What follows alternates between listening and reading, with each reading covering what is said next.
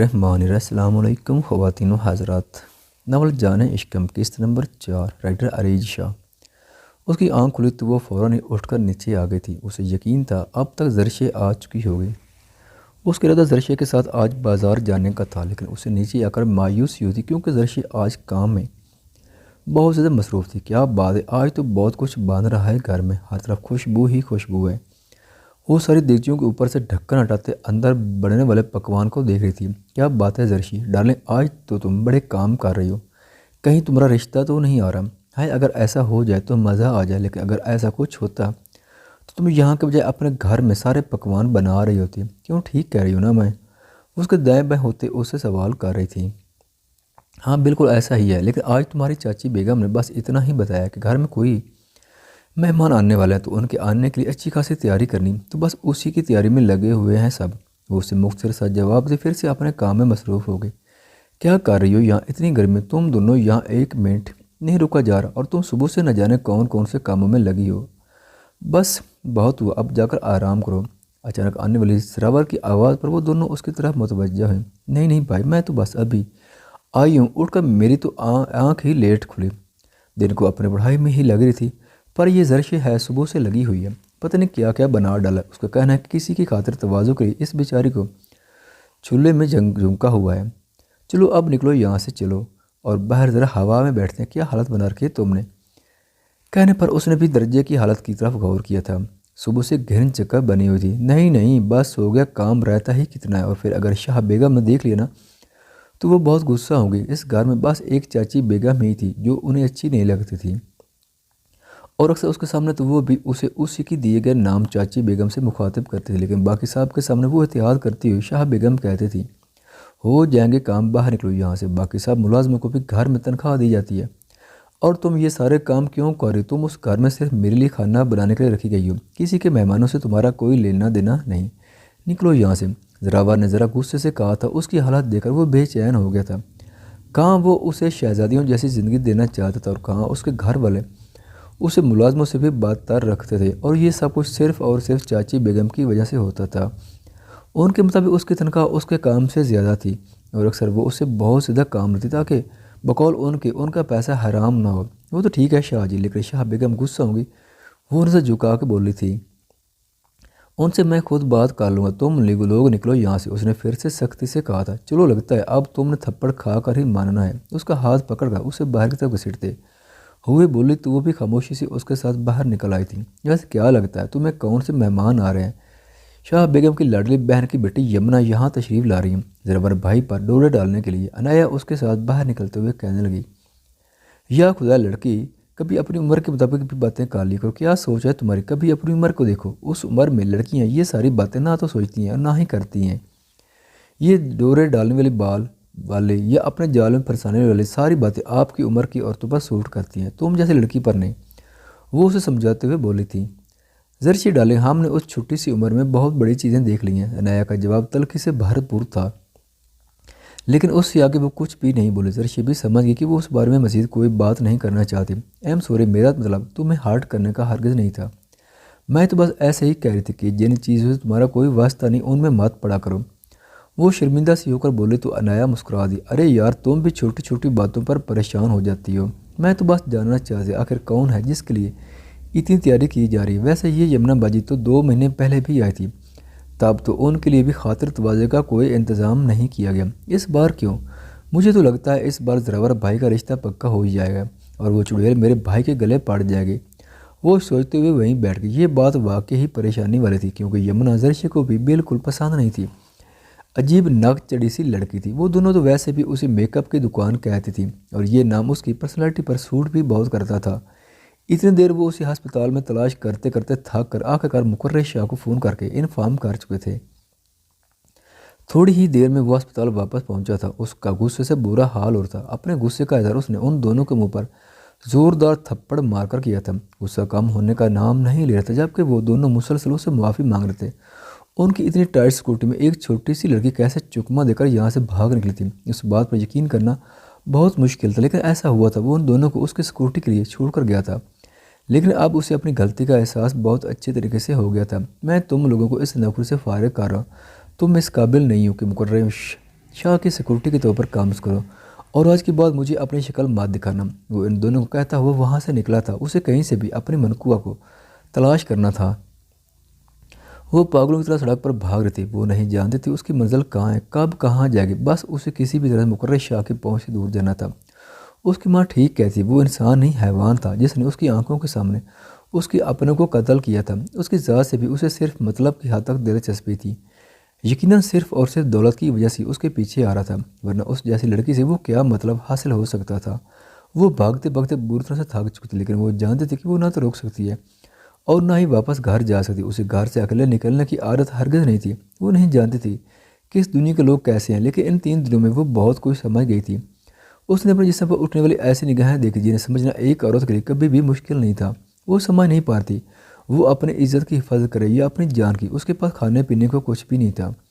वो बस अपनी जान बचाने के लिए इधर से उधर फड़फड़ा रही थी, बिल्कुल किसी चिड़िया की माने। 3 दिन तक वो एक रेलवे स्टेशन के बाहर बैठे जहाँ 24 घंटे औरतों और मर्दों का हजूम लगा रहता था।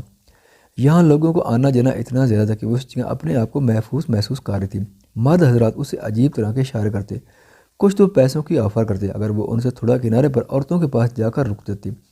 औरतें भी उस अजीब निगाहों से देखती थी, लेकिन वो सारी ज़िंदगी वहाँ पर भी तो नहीं रह सकती थी। उसे कुछ तो करना था। उसे किसी भी फैज़ान मलिक के पास पहुँचना था। उसे उस आदमी के पहुँच से दूर जाना था।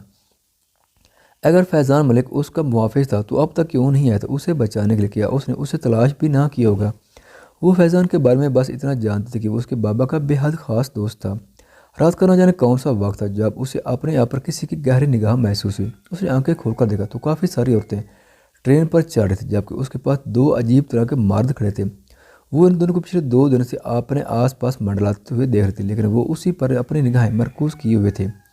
यकीनन समझ चुके थे कि वो कोई बेआसरा बेसहारा लड़की है। इनकी नीयत को समझते वो फ़ौरन उस जगह से उठे, लेकिन सर बुरी तरह चक्कर गया। पिछले 3 दिन से वो यहाँ पर भूखी बैठी हुई थी। पानी तो मिल जाता था, लेकिन खाने का एक नवाला भी उसे अब तक नसीब ना हुआ था। लेकिन इस वक्त उसे अपने पेट से ज़्यादा अपनी इज्जत अजीज़ थी।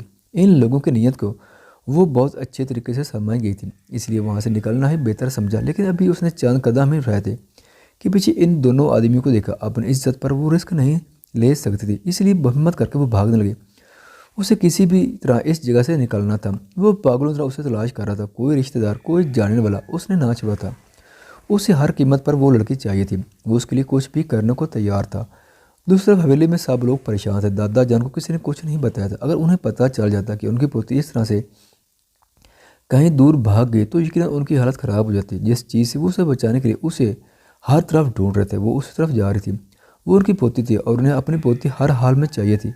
और उन्होंने ही सैयद मुकर्रर शाह को यह हुक्म दिया था कि जब तक उसके साथ उनकी पोती ना आ जाए तब तक वो इस हवेली में कदम नहीं रख सकता, क्योंकि ये सब कुछ उसके लापरवाही की वजह से हुआ था। उनके मुताबिक उस औरत या आदमी के जनाजे पर जाना इतना ज़रूरी नहीं था जितना उनकी पोती के पास रुकना ज़रूरी था। उसे इतनी लापरवाही का मुजरा नहीं करना चाहिए था। वो मुकर्रर को अपने ख़ानदान का सबसे ज़िम्मेदार बेटा समझते थे। उसने दादा जान को यकीन दिलाया था कि वो कुछ भी करके उसे ढूंढ लेगा, और जब तक वो उसे नहीं मिल जाती और वो उसे अपने साथ हवेली नहीं ले जाती तब तक वो अपनी शक्ल नहीं दिखाएगा। वो दादा जान का सबसे लाडला पोता था। अपने 5 पोतों में से वो उन्हें सबसे ज़्यादा अजीज़ था। वो उसके मामले में अक्सर लड़ने के थे, और ऐसे पहली बार हुआ था कि उसकी लापरवाही की सज़ा में उन्होंने उसकी शक्ल देखने से इनकार कर दिया था। अब ये उसकी अपनी जिद भी थी कि वो उस लड़की के बगैर कदम हवेली में नहीं रखेगा। वो उसके निकाह में थी, वो उसकी मलकियत है, लेकिन उसकी वजह से उसे उसके अपनों का चेहरा देखने से महरूम कर दिया गया था, और ये उसकी नज़र में एक बहुत बड़ी गलती थी जिसकी सज़ा वो उसे हर कीमत पर देना चाहता था। वो दोनों लड़के उसका पीछा कर रहे थे। वो भागते हुए एक पार्किंग में आ गए जहाँ बहुत सारी गाड़ियाँ पार्क की गई थी। वहीं खड़ी गाड़ियों के पीछे छुपकर उन लोगों को देखने लगी। इस वक्त वो हाथ से ज़्यादा डरी हुई थी। उसे समझ नहीं आता कि वो क्या करे। ज़िंदगी उसे किस मोड़ पर ले आई थी कि आज उसे अपनी इज्जत बचाने के लिए कोई सहारा नहीं मिल रहा था। या अल्लाह, ये इम्तिहान क्यों? मैं कहाँ जाऊँ? मैं क्या करूँ? मुझे तो एक ही पल में मेरा सब कुछ छिन गया। जब इंसान बेबसी की आखिरी हद पर होता है तब उसे खुदा ही याद आता है। इस वक्त अनैश का भी यही हाल था। इस वक्त वो सब की आखिरी इंतहा पर थी। वो फूट फूट कर रोती, अपने लिए बेहतरी की दुआएं मांग रही थी। लेकिन हमारी बेहतरी किस में है ये हम जानते हैं। कहाँ है ये तो इस पाक ज़ात के अलावा कोई भी नहीं जानता। वो उससे अनजान हरगिज़ नहीं था। वो पिछले 3 दिन से उसकी एक एक हरकत को नोट कर रहा था। वो कहाँ थी, क्या कर रही थी, किस तरह से रह रही, वो हर चीज़ से वाकिफ़ था। शायद वो उसे आजमा रहा था, इम्तिहान ले रहा था कि आखिर इसमें कितनी हिम्मत है। वो कोई आम लड़की तो थी नहीं, उनकी हवेली की अगलौती लड़की थी। कितनी खुशियाँ मनाई गई थी उसकी पैदाइश पर। वो उनके ख़ानदान की पहली और आखिरी लड़की। उससे पहले दादा जान के 5 पोते थे जो उन्हें बेहद अजीज़ थे, लेकिन उनके घर में कोई लड़की पैदा ही नहीं हुई थी। उनकी अपने भी कोई बेटी नहीं थी और फिर बाद में उनके तीनों बेटों के भी कोई औलाद लड़की पैदा न हुई। 5 पोतों के बाद उनको पोती मिली थी। वो नूर थी उनके घर का, और आज वही नूर सड़कों पर बेअसरा बेसहारा घूम रहा था। पिछले 3 दिन से वो एक पल भी उससे गाफिल ना रहा था। दादा जान ने अपने पोती के नाम अपनी जायदाद का एक बड़ा हिस्सा किया था, लेकिन शायद किस्मत को कुछ और ही मंजूर था। उनकी पोती उनसे दूर हो गई, और ऐसा सिर्फ और सिर्फ उनकी दौलत की वजह से ही हुआ था। बस कुछ दिन बाकी थे उसके 18 साल के होने में, और फिर उनकी विरासत का एक बड़ा हिस्सा उनकी पोती की मलकियत में चला जाता। शायद वो ऐसा कभी नहीं चाहते थे, इसीलिए उन्होंने 6 साल की उम्र में उसका निकाह अपने हिसाब से लाडले पोते सैयद मुकर्रर शाह के साथ करवा दिया। उनके खिलाफ आवाज़ उठाने की हिम्मत उनकी हवेली में आज तक किसी में भी पैदा नहीं हुई थी। इसलिए सवाल ही पैदा नहीं होता था कि कोई उनकी मर्ज़ी के खिलाफ जा सके। जब उन्होंने मुकर्रर शाह के साथ उसके निकाह की ख्वाहिश का इजहार किया तो किसी ने एक बार भी इनकार नहीं किया था, जबकि मुकर्रर उम्र में उससे 9 साल बड़ा था। लेकिन ये इतनी बड़ी वजह थी नहीं जिसकी बिना पर इनकार की नौबत आती। वो दोनों अभी अपनी पढ़ाई मुकम्मल करके नीचे उतर रहे थे जब मेहमानों की आमद हुई। अनाया ये जानने के लिए काफ़ी पुरतजस्सुस थी कि कौन से मेहमानों के लिए इतने सारे इंतजाम किए गए हैं। जरशे और अनाया दोनों नीचे आकर मेहमानों को देखने लगी, जहाँ दरवाजे पर खड़े मुकर्रम शाह और अमरीश को देख जरशे हैरानी से अनाया को देखने लगी थी। वही अनाया बहुत बनी खड़ी उन्हें देख रही थी। उसे आखिरी वजह समझ में आ गई थी कि उसे सुबह से मेहमानों के मतलब क्यों नहीं बताया जा रहा था। उसे देखती अमरीश तड़प कर उसकी तरफ बढ़ रही थी, जबकि वो उसे नज़रअंदाज करते तेज से सीढ़ियाँ उतरती मुकर्रम शाह के करीब से गुजरती अपने कमरे में भाग गई थी। जरशा भी उसके पीछे ही भागी थी। तौबा तौबा, इस लकी के ड्रामे तो देखो हाथ होती है किसी चीज़ की। 2 साल के बाद मुकर्रम पहली बार घर आया था और उस लड़की के मिजाज ही नहीं मिलते। अरे मैं पूछती हूँ कौन से सोराब के पाल लगे हुए हैं उस लड़की में जो उसके इतने नखरे उठाए जा रहे हैं इस घर में। पहले एक बेटे को इस घर से दूर कर दिया, और अब जब दूसरा 3-4 साल में एक दफ़ा शक्ल दिखाता है तो इससे भी उसको तकलीफ़ है। सारा घर बखेर कर रख दिया इस मनहूस ने। चाची बेगम की ज़बान चली तो फिर चलती ही गई, जबकि वो कमरे में कानों पे हाथ रखे उनकी बातें सुनते तड़प कर रो रही थी। जरशे ने भागते हुए उसके सिसकते वजूद को खोद से लपेट लिया था। सब्र करो अनाया, मेरी जान प्लीज़ मत रो। वो उसे खोद से लगाए उसे चुप करवाने की कोशिश कर रही थी, जबकि वो उसके सीने से लगी रो रही थी। दादा जान जरावर के साथ ही हवेली में कदम रखा, लेकिन सामने बैठे मुकर्रम शाह को देखा उनका पारा हाई हो गया। उन्हें देखते वो उठकर उनकी तरफ बढ़ा था, लेकिन वो दूर से हाथ का इशारा करते अपने कमरे की तरफ बढ़ गए। जरावर ने एक नज़र उसे देखा था, लेकिन दादा जान की पुकार पर तेज से उनके कमरे की तरफ बढ़ गया। चाची जान को तो मौका मिल गया था एक बार फिर से अनाया को बातें सुनाने का, क्योंकि उनके हिसाब से ये सब कुछ सिर्फ और सिर्फ अनाया की वजह से ही तो हुआ था। उनके हिसाब से इस फसाद की जड़ वही थी। उसे यहाँ छुपे तकरीबन 1 घंटे से ज़्यादा का वक्त हो गया था। उसने हिम्मत करते हुए उस जगह को छोड़ा, जब अचानक अपने सामने 2 आदमियों को देखा। ये वही 2 आदमी थे जो इतनी देर से उसका पीछा कर रहे थे, लेकिन इस वक्त उसे उन लोगों से कम डर महसूस हो रहा था। जबकि सामने खड़ा वो शख्स उससे ज़्यादा डरा रहा था। अगले ही लम्हे वो वहाँ से भागने का रास्ता तलाश करने लगी। उसकी जल्दबाजी पर मुकर्रर शाह के लबों पर गहरा तबस्सुम बिखरा था। मज़ा दे रही है ये छुपन छुपाई, मुझे कब तक खेल खेलना है बता दो। मुझे ज़्यादा खेलने की आदत नहीं, मैं जल्द बोर हो जाता हूँ। वो कदम दर कदम उसकी तरफ उठाता हुआ बोल रहा था, जबकि वो दोनों आदमी ज़मीन पर अधमरी हालत में पड़े थे। दूर रहो मुझसे, मेरे पास मत आना, वरना अच्छा नहीं होगा। वो पीछे की तरफ कदम उठाते कह रही थी, जबकि वो उसकी मासूमाना धमकियों पर मुस्कुराते हुए मजीद उसकी तरफ बढ़ने लगा। इससे पहले कि वो और कदम बढ़ाता, वो तेज से पीछे की जानिब भाग गई थी, जबकि उसके भागने पर वो उसके पीछे भागा नहीं था, बल्कि उसके लबों पर एक बार फिर से मुस्कुराहट आ गई थी। 4 महीने हैं तुम्हारे पास, जी लो अपनी ज़िंदगी, भाग लो जितना भागना है मुझसे, क्योंकि 4 महीने के बाद तुम मेरी होगी। इस दुनिया की कोई ताकत तुम्हें मुझसे अलग नहीं कर पाएगी, ये बात याद रखना। सुना तुमने, सिर्फ 4 महीने हैं तुम्हारे पास, करो अपनी मन माने, छुपो जितना छुप सकती हो, क्योंकि 4 महीनों के बाद से ये मुकर्रर तुम्हें दुनिया के आखिरी कोने से भी ढूंढ निकालेगा। उसे दूर तक उसकी आवाज़ सुनाई दे रही, लेकिन वो रुकी नहीं, बल्कि तेज़ कदम उठाती आगे बढ़ती चली गई। उसने बस एक बार भागते हुए मुड़कर देखा था। वो वहीं उसी जगह खड़ा था जहाँ से वो भाग कर आई थी।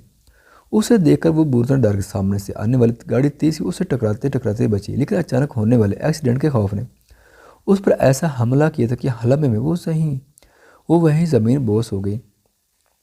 उसके अचानक गिरने पर मुकर्रर तेज़ से उसकी तरफ बढ़ा, लेकिन उससे पहले ही उस गाड़ी से निकलने वाले बुजुर्गान ने उसे थाम कर अपनी गाड़ी में बिठाया और अपने साथ ले गए। जब तक वो लोग अपनी मंजिल तक पहुँचते, इससे पहले उनकी सारी मालूमात मुकर्रश तक पहुँच गई थी। वो लोग कौन थे, कहाँ के रहने वाले थे और यहाँ सड़क पर क्या कर रहे थे, एक एक बात की इन्फॉर्मेशन उस तक आ पहुँची थी। इन्फॉर्मेशन के मुताबिक उसे पता चला कि दोनों मियाँ बीवी का एक ही बेटा था जो भरी जवानी में अपने बीवी बच्चों समेत एक्सीडेंट में मारा गया था और उसके बाद वो दोनों मियाँ बीवी तनहा ज़िंदगी गुजार रहे हैं। वो लोग काबिल एतबार थे, इसलिए मुकर्रर ने इस तरह का कोई एक्शन नहीं लिया था। वो यही चाहता कि आने वाले 4 महीनों में वो उसे सोचने और अपने आप को उसके लिए तैयार कर लें, क्योंकि ये बात तो तय थी कि उसे उसी के पास वापस आना था। उसने अपने दादा से वादा किया था कि वो जब तक उनकी पोती को ढूंढ के ना लिया तब तक वो अपनी शक्ल नहीं दिखाएगा, और वो अब भी अपने वादे पर कायम था। 4 महीने मुकम्मल हो चुके थे। अब उसे हर हाल में अपनी बीवी चाहिए थी। 4 महीने पहले ये दोनों मियाँ बीवी उसे अपने साथ वहाँ लेकर रहते जहाँ के वो रहने वाले थे, और यह इन दोनों ने सबसे उसकी मुलाकात अपने पोती के रूम में करवाई थी। लोगों के लिए ये बात कबूल करना मुश्किल था कि इतने सालों के बाद उनकी पोती जिंदा उनके पास वापस आ गई है, लेकिन दादा जान ने सब कुछ बहुत सफाई से हैंडल कर लिया था। अनायश पर्दे की पाबंद थी, इसलिए उसने मोहल्लेदारों या आसपास के लोगों से कोई मुलाकात नहीं की थी। सब कोई उसके नेचर पसंद आई थी, और फिर कितने दिन तक लोग दूसरे के मामलात में टांग उड़ाते। लोगों ने कबूल कर ही लिया कि उनकी पोती है, लेकिन ये सब कुछ कब तक चल सकता था। इस कहानी को एक ना एक दिन तो ख़त्म होना ही था, और अब कहानी आखिर तक पहुंच चुकी थी। अब उनकी पोती का असल हकदार आ गया था, जिससे बचाने के लिए वो उसे मुल्तान रवाना तो कर चुके, लेकिन अंदर ही अंदर डर भी था कि कुछ गलत ना हो जाए। वो दोनों घर वापस आ गए तो अपने घर का दरवाज़ा खुला हुआ देखा। उनके घर का ताला टूटा हुआ वहीं पड़ा था। उन्होंने बाहर खड़ी गाड़ी को पहचान लिया था, मतलब कि वो शख्स वापस आ गया था। उसे कल आना था, लेकिन वो आज ही आ गया। क्या उसे भनक लग गई थी? क्या वो जान गया था कि उसकी बीवी को भेज दिया गया? दादा जान को अब परेशानी होने लगी थी। ये आदमी बुरी तरह से इस मासूम के पीछे लग गया था। उसके वालिदैन का कत्ल कर चुका था, और अब ना जाने उस मासूम लड़की से क्या चाहता था। इस थोड़े से अरसे में वो दोनों के लिए बेहद अजीज़ हो गई थी, बिल्कुल अपनी सगी पोती की तरह, और वो अपनी पोती के साथ कुछ भी बुरा नहीं होने दे सकते थे। उसके लिए इन दोनों को कुछ भी क्यों ना करना पड़े, लेकिन उन्होंने सोच लिया था कि उस आदमी का मुकाबला ज़रूर करेंगे। उस मासूम की ज़िंदगी उस हैवान के साथ ख़राब नहीं होने दे सकते थे। इन दोनों ने अंदर कदम रखा तो वो उन्हें सामने ही सोफे पर बैठा हुआ नजर आया। उसके हाथ में रिवाल्वर थी, जबकि उसके चारों तरफ उसके गार्ड्स खड़े थे। उन्हें उसकी वहशतज़दा आंखों से अजीब सा खौफ महसूस हो रहा था, लेकिन वो डर नहीं सकते थे, क्यों अगर वो आज डर गए तो अनैश की ज़िंदगी मुश्किल हो सकती थी, और वो ऐसा नहीं होने दे सकते थे। ख़वातीनो हज़रात, चैनल पर आने का बहुत शुक्रिया। अगर वीडियो पसंद आए तो चैनल को सब्सक्राइब करें और साथ ही बेल के आइकन को लाजमी प्रेस करें, ताकि आने वाली वीडियोस की अपडेट सबसे पहले आप तक पहुंच सकें। शुक्रिया।